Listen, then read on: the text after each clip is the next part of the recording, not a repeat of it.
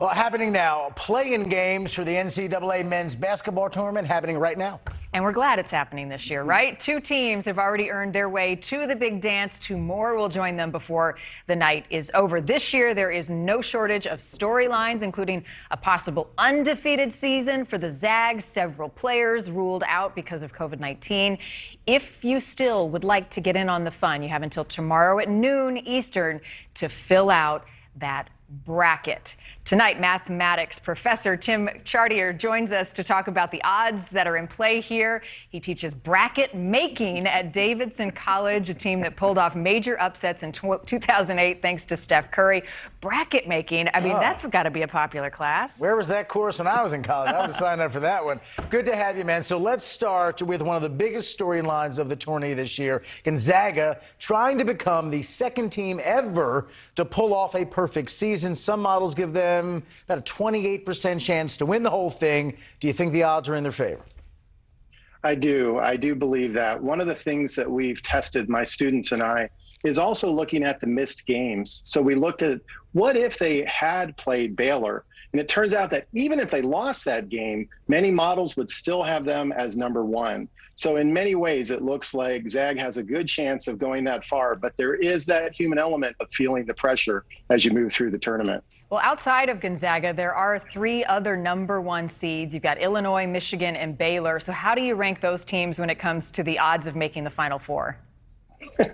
Yeah, I have Gonzaga as number 1, and then Illinois actually as number 2, and then Ohio State and Michigan. And right behind Michigan is Alabama. So Alabama's a close one if you're from Ohio and just can't go with Michigan.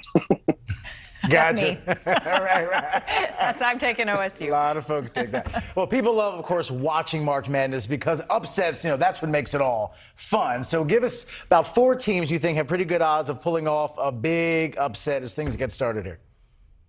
Well, seeding's a little different this year because of the missed games. It's kind of harder to know, but I have Winthrop as the 12 seed over the 5 seed of Villanova. And then you want to take a look at Utah State over Texas State, Rutgers over Clemson. And then I actually have Georgia Tech over Loyola, but you have to remember that Loyola does have Sister Jean. So I don't know if I'm going to pull that one out. We'll leave that between you and the Lord. I had to look this up because I couldn't believe it, but no one apparently has ever filled out the perfect bracket. So talk to us about the chances that it could happen and give us 2 pieces of advice for anybody at home who wants to join in on the fun by noon tomorrow. Well, it turns out that the chances of a perfect bracket is 1 in 9 quintillion, and quintillion is 10 to the 18. So that's 9 with 18 zeros after it. So if you could produce 1 billion brackets per second, it would take 300 years to create 9 quintillion brackets. So it's going to be pretty hard to do that. Generally, people are 70% correct historically in their picks, and that actually brings the odds to 1 in 5.7 billion. But because this year is going to be so hard, it's very likely that the odds actually drop or the percentage drops to 65%. So you're actually more likely to win Powerball than have a perfect bracket. Wow. So my advice is hold on to your hat and have fun and enjoy the madness. That's perspective. Yes. That's the Powerball. That's right. Oh, getting struck by lightning while getting eaten by a shark. Yeah, that is diving off of a cliff. All right, Tim, bracketology, it is always fun. Thank you for your help tonight. You're very welcome. So how are you doing on your brackets? I filled out one today, just like the for fun one with some friends from college. And so because I'm a proud alum of UNC Chapel Hill, I know we're not having the best season, but I'm going with my Tar Heels because, picking from the heart. Okay. That's it.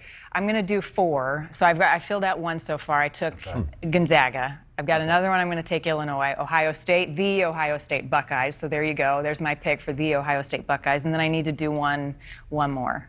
I'm trying to up my chances. I picked Illinois to win it all. Quintillion or whatever he said. We live here now. And I was like, you know what? I'm going to go with that. They're looking good. They're looking good. Yeah, I like my Pretty odds. good. Yeah. Albert, who'd you pick? Michigan, but because I don't know anything about basketball, so I just Googled who has the best chance. You should have checked with me first because now we can no longer speak. Oh, well. Okay. Oh, yeah, that's how you. Tomorrow's Friday, so I guess it works out.